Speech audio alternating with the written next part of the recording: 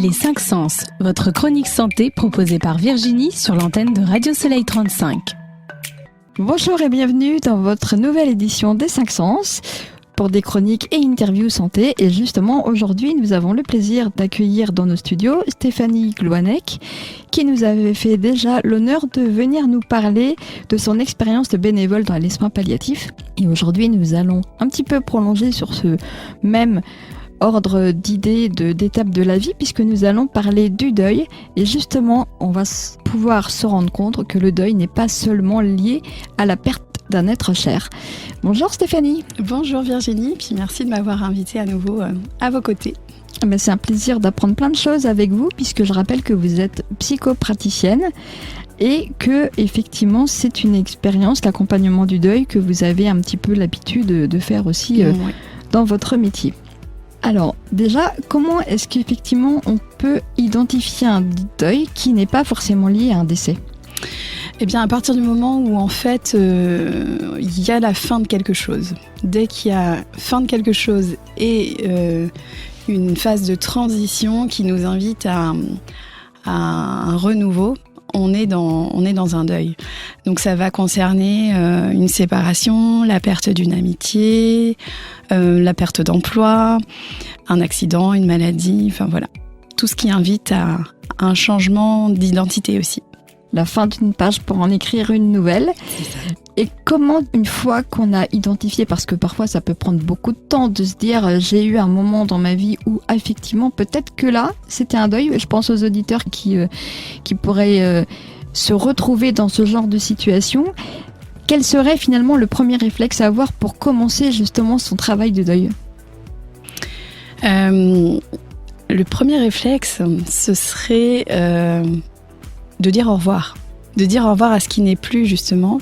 Est-ce que quand on a affaire à un deuil qui n'est pas humain, lié à un décès, comme on le disait tout à l'heure, c'est aussi la possibilité de travailler d'une autre manière pour dire au revoir à cette période qui nous amène à deuil, finalement, pour mieux avancer derrière ? Je pense que, quel que soit le deuil, en fait, on va devoir passer par des étapes. Et alors moi je parle pas des étapes de deuil qui sont connues habituellement, on entend parler du déni, de la colère, de la tristesse. Moi je parle pas de ces étapes-là. Je suis plutôt sur justement, comme je disais tout à l'heure, l'étape de dire au revoir, de revenir sur les non-dits, sur la culpabilité, les promesses qui ont pu être faites aussi du vivant de la personne par exemple, ou des promesses qu'on a pu se faire à soi-même. Et puis avancer avec cette nouvelle, cette perte d'identité. Oui, finalement, un deuil amène une perte de repère, finalement. Une perte de repère, ça amène une modification, des changements dans l'espace. Il va falloir vider l'espace, le temps aussi, l'espace-temps se vide, donc il va falloir le recombler. Donc c'est toutes ces étapes-là, et puis ensuite qui amènent à se redéfinir qui on est, redéfinir nos priorités, etc. Pour ensuite le mettre dans le concret, dans la matière, passer à l'action. Et c'est là qu'on arrive en fait au renouveau, d'où le fait que pour moi le deuil c'est une transition en fait. Ce qui est important justement de souligner, et ça va me permettre de faire une jolie transition, puisque dans l'échelle des deuils, on a parlé des décès, là on vient de parler effectivement des séparations quand on perd un travail ou un déménagement ou plein de situations. On l'a évoqué hors antenne tout à l'heure aussi, mais par exemple la perte d'un enfant qui serait amené à naître mais qui ne va pas forcément y arriver. Est-ce que on peut dire que aucun deuil n'est plus important qu'un autre ?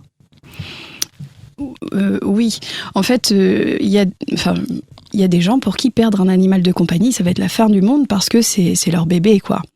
Je pense que il y a des critères ce qu'on appelle des critères de vulnérabilité, où on va être plus vigilant en fonction de l'âge de la personne qui est endeuillée, de sa personnalité, de son histoire.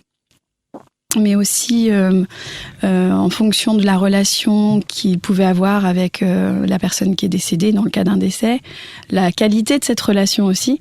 Donc tout ça, ça va faire que le deuil va être plus ou moins difficile. Maintenant, je pense que c'est vraiment le regard qu'on porte sur la situation qui va définir en fait la profondeur, l'importance du travail, on va dire. Par exemple, je prends l'exemple d'une perte d'emploi, un licenciement. Il y a des gens pour qui ça va être la fin du monde et certains vont même arriver au suicide et d'autres qui vont se dire youhou, ça y est, je prends le chèque et puis je tourne la page. Je repars faire autre chose. C'est ça, c'est une belle opportunité pour changer de vie et faire finalement autre chose. Donc je pense que c'est vraiment le regard qu'on va porter sur la situation. Ce regard, il peut être différent, enfin, en fonction de notre culture, de notre religion, de la spiritualité, de notre histoire, notre éducation aussi. C'est tous ces critères qui font que finalement chaque deuil est particulier et est propre à chacun. C'est ça, que chacun va à son rythme et avance à sa façon. Et ça me fait penser quand j'étais conseillère funéraire, j'ai fait des obsèques d'un jeune. Je me suis dit, waouh, la cérémonie, ça va être Lourd. Ça va être lourd. Et en fait, pas du tout.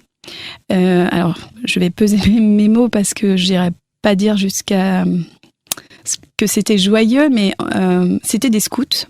Et en fait, il y avait des croyances derrière qui faisaient que c'était pas triste. Et le spirituel a presque été aussi présent finalement que tout ce qui venait de disparaître au final. C'est ça. En fait, c'était vraiment pour eux une transition pour le jeune qui venait de partir. Et une expérience supplémentaire pour les scoutistes qui étaient autour. Ouais. Ouais, il y a pas eu de larmes, ni des jeunes, ni des parents. Et pourtant, voilà, ils perdaient leur fils qu'ils aimaient plus que tout. Mais il n'y a pas eu de larmes, il y a eu beaucoup de musique. Alors, on parlait du deuil, mais aussi des différents deuils. Et on a évoqué le deuil d'une partie de soi, comme par exemple, tout à l'heure, on a évoqué la perte d'un enfant, d'une fausse couche ou d'un avortement, qui sont d'autant plus traumatiques parce que ne sont pas toujours voulus ou souhaités. Et pas forcément compris non plus. Et pas forcément non plus compris, selon souvent, comme vous le disiez hors antenne, mais selon le stade, selon plusieurs paramètres. Mais là aussi, c'est peut-être que l'expérience des uns et des autres fera la différence sur ce que la personne qui est dans cette phase de deuil ressent dans son moment, justement. Les gens vont le gérer chacun à sa façon. Il y a certaines personnes qui vont avoir besoin de rejoindre des groupes de parole. D'autres qui vont complètement fuir ces lieux-là parce que ils n'ont pas envie d'être maintenus là-dedans. Je pense que effectivement perdre une partie de soi, c'est avant tout il y a un renoncement. Et ce renoncement, il faut réussir à l'accepter, à y donner du sens. Faut redéfinir son identité encore une fois. Les gens vont le gérer chacun à sa façon. Eh bien, l'émission des 5 sens pour cette semaine touche déjà à sa fin, mais il y a encore beaucoup de choses intéressantes à explorer autour du deuil. Stéphanie, est-ce que ça vous dit de revenir dans une autre édition ? Avec grand plaisir. Merci. Eh bien, merci beaucoup. Alors, pour une prochaine fois, je vous promets, on retrouve Stéphanie pour parler du deuil et on ira explorer un petit peu plus, un petit peu la partie de soi, voir comment on s'en sort, etc. Et comme toujours, l'on se quitte avec une chanson pour illustrer le sujet du jour. Donc, je vous dis à très bientôt. Merci Stéphanie d'être venue. Merci à vous et puis à bientôt. À bientôt, merci beaucoup.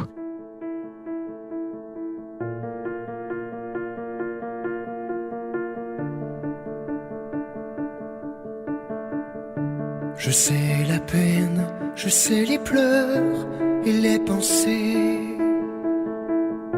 que les mots ne peuvent apaiser. Je sais l'absence, je sais le manque et les regrets, les souvenirs qu'il faut revivre et partager.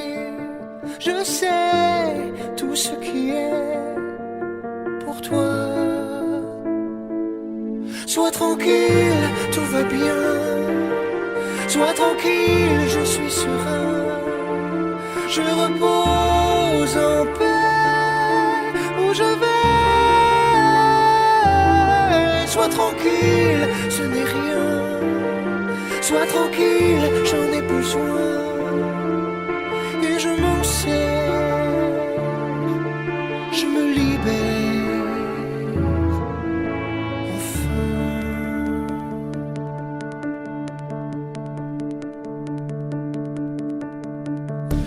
Je sais le temps, je sais les heures, les nuits passées, que les rêves ne peuvent soulager. Je sais l'effort et le courage à retrouver, ce souvenir qu'il faudra vivre et continuer. Je sais tout ce qui est pour toi. Sois tranquille, tout va bien. Sois tranquille, je suis serein. Je repose en paix où je vais. Sois tranquille, ce n'est rien. Sois tranquille, j'en ai besoin. Et n'oublie pas, n'oublie pas, je suis là.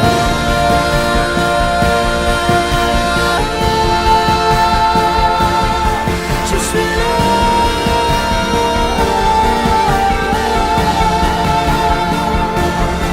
Je suis là.